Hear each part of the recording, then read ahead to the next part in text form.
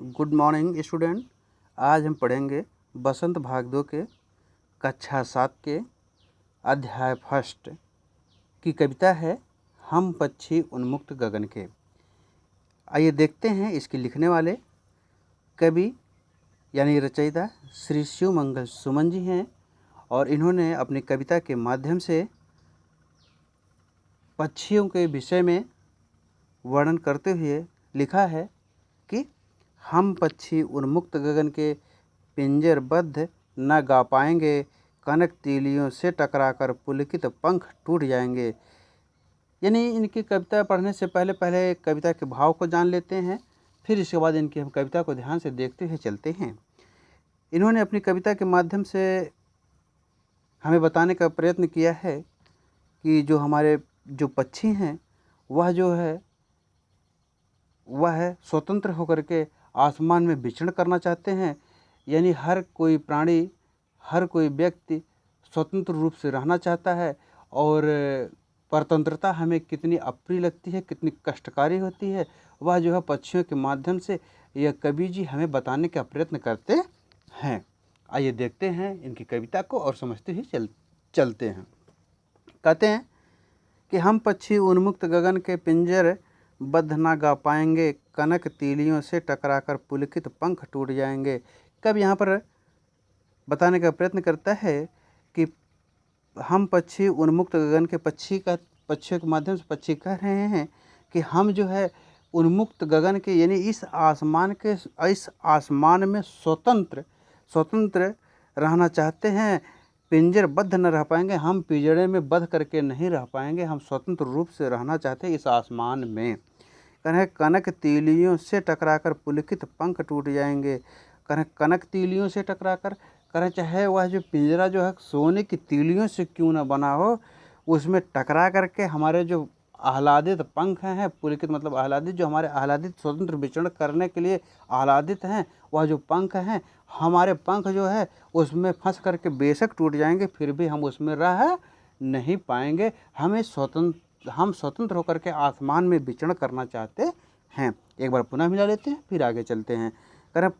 हम पक्षी उन्मुक्त गगन के पिंजरबद्ध न गा पाएंगे। हम पक्षी उन्मुक्त गगन के, हम पक्षी जो है उन्मुक्त होकर के आसमान में उड़ना चाहते हैं, स्वतंत्र होकर के पिंजरबद्ध न गा पाएंगे, हम पिंजरे में रह करके बंध करके नहीं रह पाएंगे।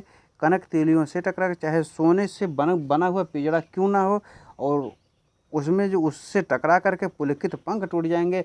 हमारे जो पंख हैं जो आह्लादित हैं स्वतंत्र रूप से विचरण करने के लिए, घूमने के लिए आसमान में, वह बेशक जो है उसमें फंस करके टूट जाए, फिर भी हम उसमें रह नहीं पाएंगे। आगे कहते हैं हम बहता जल पीने वाले मर जाएंगे भूखे प्यासे। हम बहता जल पीने वाले, हम तो स्वतंत्र होकर के नदियों का बहता जल पीने वाले हैं, मर जाएंगे भूखे प्यासे।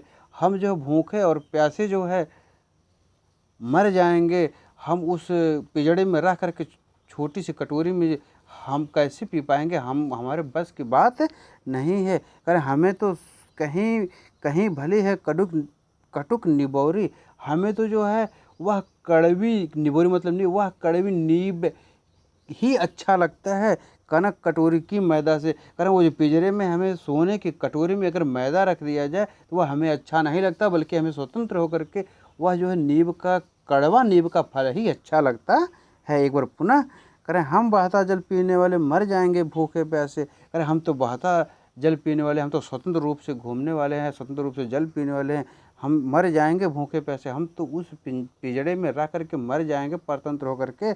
कहीं भली है कटुक निबोरी, हमें तो वह जो है नीब का कड़वा जो है फल भला लगता है, अच्छा लगता है कनक कटोरी की मैदा से।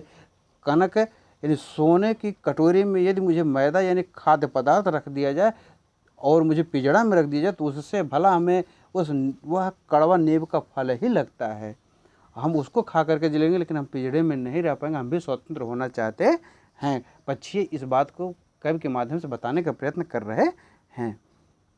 आगे कहते हैं स्वर्ण श्रृंखला के बंधन में अपनी गति उड़ान सब भूले, पर और हम इस पिंजड़े के जो पिंजड़ा रूपी स्वर्ण श्रृंखला है, सोने की जंजीर है, इसमें बंध करके इसके बंधन में हम अपनी गति का जो हमारे गति है, जो हमारी उड़ान है, हम उसको भूल गए हैं। हमारा गति और उड़ान सब शिथिल हो गया है। कारण बस सपनों में देख रहे हैं हम, जो है बस इस बात को कुछ सपना में सोच रहे हैं कि हम किस तरीके से आसमान में उड़ा करते थे, किस तरीके से इस वृक्ष से उस वृक्ष पर जाया करते, किस तरीके से फलों को खाया करते थे। ये सारे अब सपने रह गए हैं।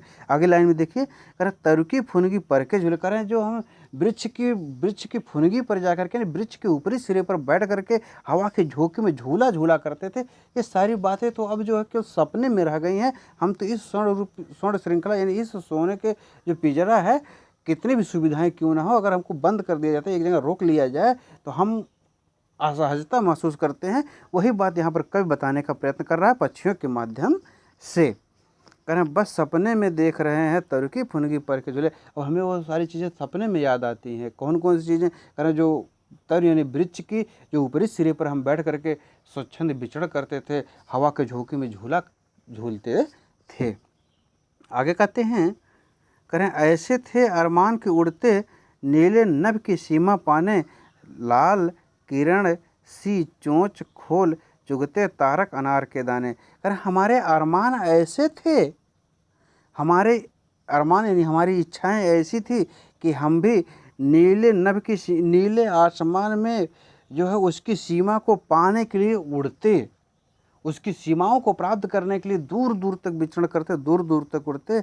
और क्या कहते हैं, लाल किरण सी चोंच खोल। कह रहे हैं जिस तरह से सूरज की लाल किरणें दिखाई देती हैं, उसी तरह से हम अपनी लाल लाल चोंच को खोल करके चुगते तारक अनार के दाने। कह रहे हैं जिस तरह से हमें जो है यहाँ से जो आसमान में तारे दिखाई देते हैं टिमटिमाते हुए, वही पक्षी भी हैं। पक्षी कह रहे हैं कि चुगते तारक अनार के दाने, हम भी जो है उस तारे रूपी अनार के दानों को हम भी वहाँ पहुँच करके, उस ऊंचाइयों तक पहुँच करके उसको चुगते, उसकी उस आनंद की अनुभूति कर पाते। हमारे तो ऐसे अरमान थे। कहते हैं ऐसे थे अरमान के उड़ते, नीले नभ की सीमा पाने। हमारे ऐसे अरमान थे कि हम भी नीले आसमान में सीमाओं को प्राप्त करने के लिए उड़ते। और करें लाल किरण सी चोंच खोल, करें जिस तरीके से सूर्य की रोशनी लाल लाल रोशनी निकलती है, उसी तरह से हम अपनी लाल चोंच को खोल करके कह रहे हैं कि चुगते तारक अनार के दाने, हम तारे रूपी अनार के दाने को चुगने के लिए दूर दूर काफ़ी ऊंचाइयों तक उड़ते रहते। आगे कहते हैं कि होती सीमाहीन क्षितिज से इन पंखों की होड़ी, या तो क्षितिज मिलन बन जाता या तनती सांसों की डोरी। करें होती सीमाहीन क्षितिज, करें कि सीमाहीन, जिस सीमा मतलब एक क्षेत्र, करें जिसकी कोई सीमा नहीं है, क्षितिज होती सीमाहीन क्षितिज से इन पंखों की होड़ी। करें हम इन अपने पंखों से होड़ लगाते और कह रहे हैं उस सीमा को प्राप्त करने को, इस क्षितिज को प्राप्त करने के लिए, किस क्षितिज को, जो क्षितिज हमें दूर दूर तक दिखाई देता है, कह रहे हैं कि या तो क्षितिज मिलन बन जाता, या तो हमें वह क्षितिज प्राप्त हो जाता, या तनती सांसों की डोरी, या तो हमारी सांसों की डोर जो है, या तो हमारी सांसों की डोर रुक जाती, या फिर हम रुक जाते। हम भी उस सीमा को प्राप्त करने के लिए अपने पंखों की होड़ लगाते और प्रयास करते वहाँ तक पहुँचने का। हम भी स्वतंत्र रूप से विचरण करना चाहते। और क्या कहते हैं आगे देखिए,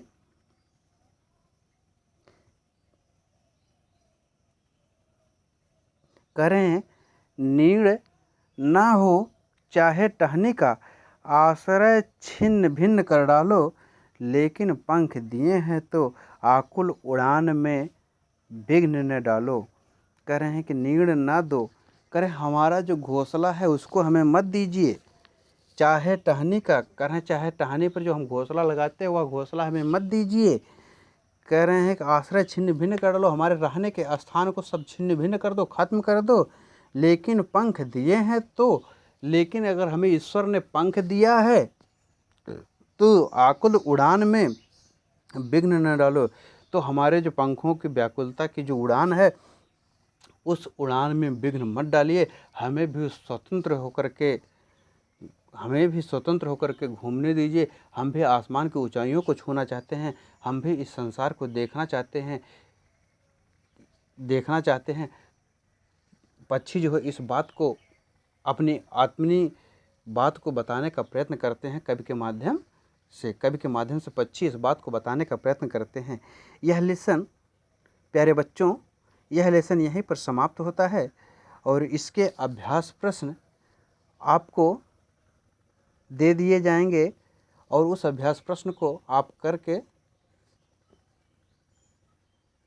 हमें दिखाइएगा। Thank you.